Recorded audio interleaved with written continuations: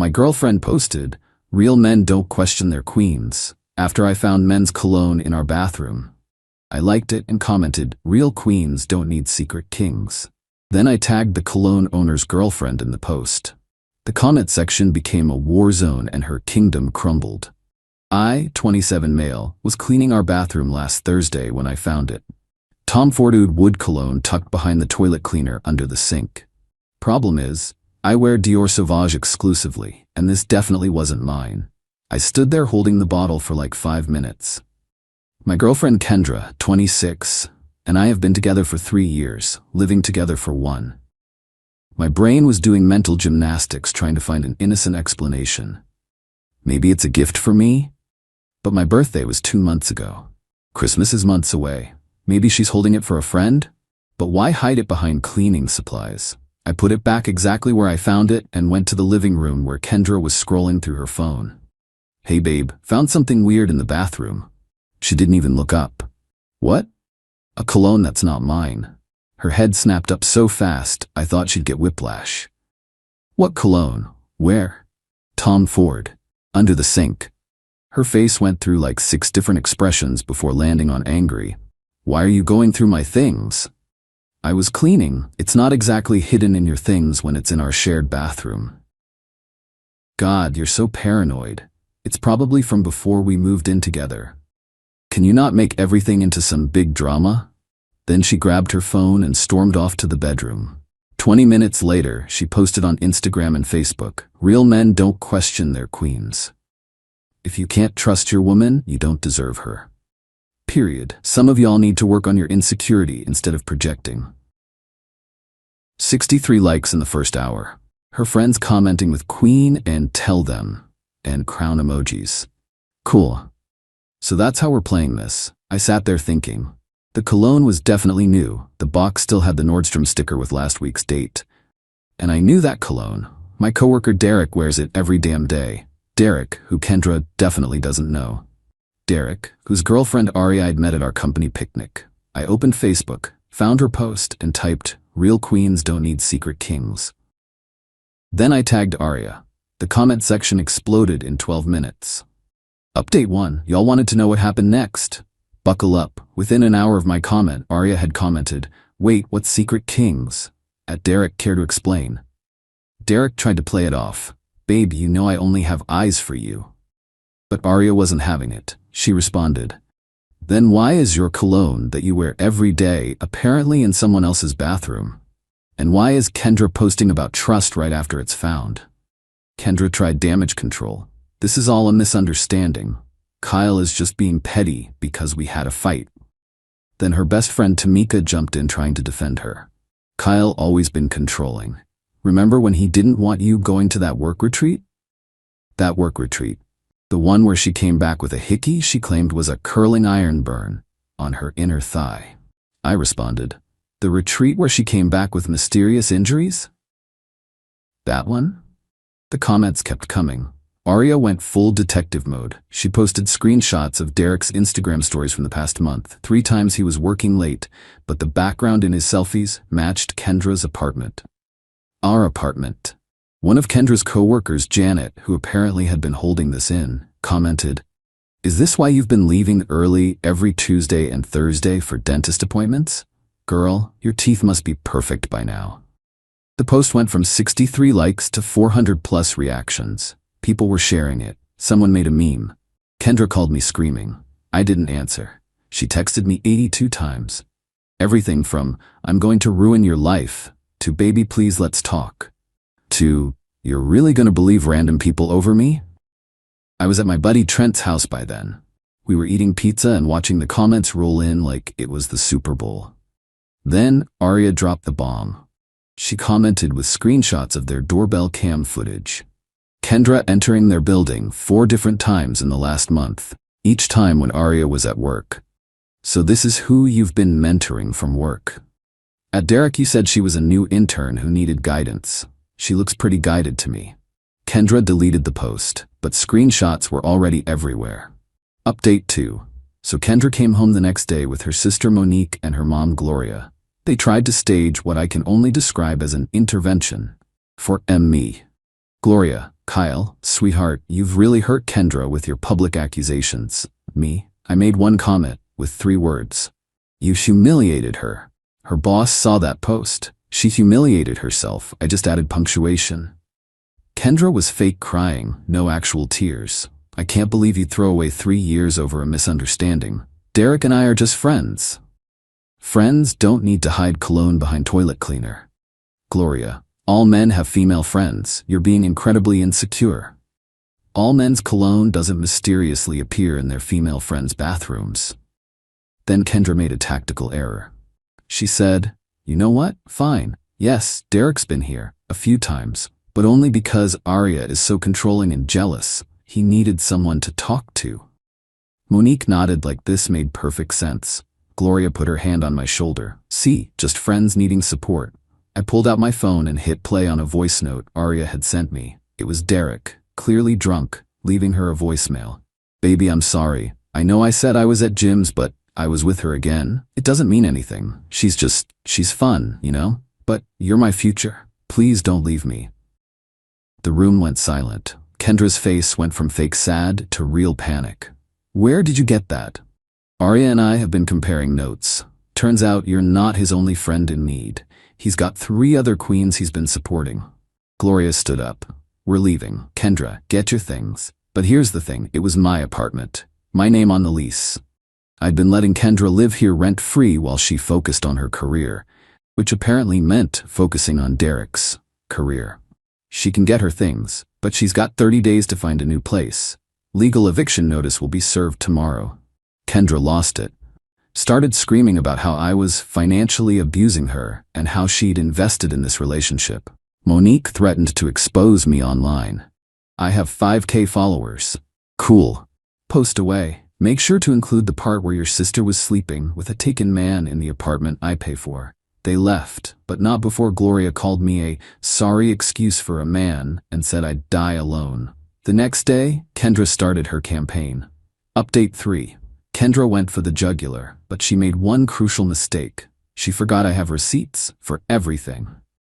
First, she posted this long thing about how I was emotionally manipulative and isolated her from male friends. She claimed I was jealous and controlling, that I monitored her social media, and that she was finally free from abuse. Her followers ate it up. The post got over 200 shares. People I didn't even know were calling me trash in her comments. But then Arya entered the chat. Arya posted her own story. Since we're talking about manipulation, let's discuss how you pursued my boyfriend knowing he was taken. Here's the screenshots of you messaging him first, calling him daddy, and sending pictures I won't even describe. This was before you claim Kyle was controlling. The screenshots were damning. Kendra literally saying, I don't care if you have a girlfriend, I want you. But Kendra doubled down. She claimed Arya was victim blaming and that Derek had love-bombed her. Then my ex-roommate Paolo, who still had access to our old security system from when we lived together, sent me something interesting. Footage from our old place showing Kendra bringing different guys home when I was at work. This was from a year ago. I didn't even post it. I sent it directly to her mom, Gloria, with a simple message. Your daughter needs help, not enablers. Gloria called me within an hour. Her tone was completely different. Kyle, I didn't know. There's more, Gloria, but I'm not trying to destroy her.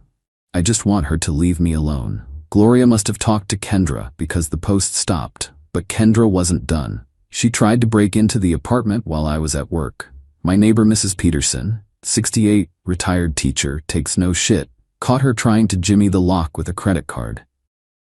Mrs. Peterson took photos and called the cops. Kendra told the police she lived there and lost her key. They asked for ID.